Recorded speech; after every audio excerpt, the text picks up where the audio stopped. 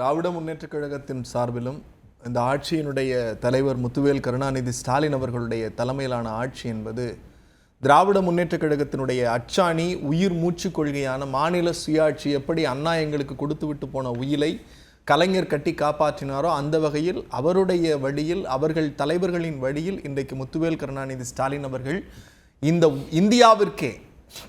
இந்தியாவிற்கே state autonomy என்கிற மாநில சுயாட்சிக்கான பாடம் எடுப்பதற்கான வழக்காகத்தான் இன்றைக்கு மற்ற மாநிலங்கள் பார்த்து கொண்டிருக்கிறது.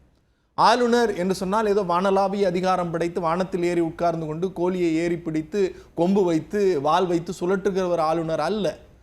ஆளுநர் குறித்தான டிராஃப்ட் கமிட்டியினுடைய விவாதங்களுக்கு போகிற போது who is governor, what is governor அப்படிங்கிற அந்த சென்டென்ஸுக்கு புரட்சியாளர் பாபா சாஹேப் அம்பேத்கர் ஒரு விளக்கம் சொல்லியிருப்பார்.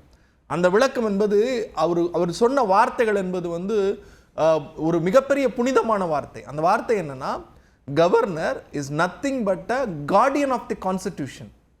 Governor is nothing but a guardian of the constitution.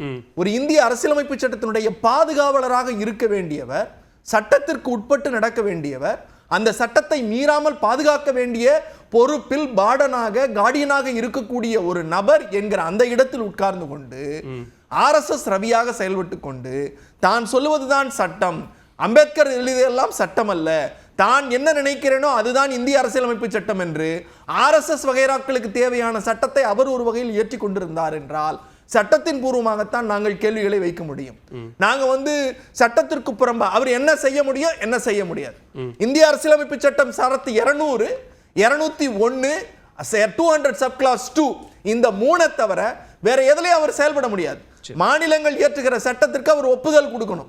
அப்படி ஒப்புதல் கொடுக்க முடியலன்னா அவர் சிறுத்தங்களோடு திரும்பி அனுப்பணும்.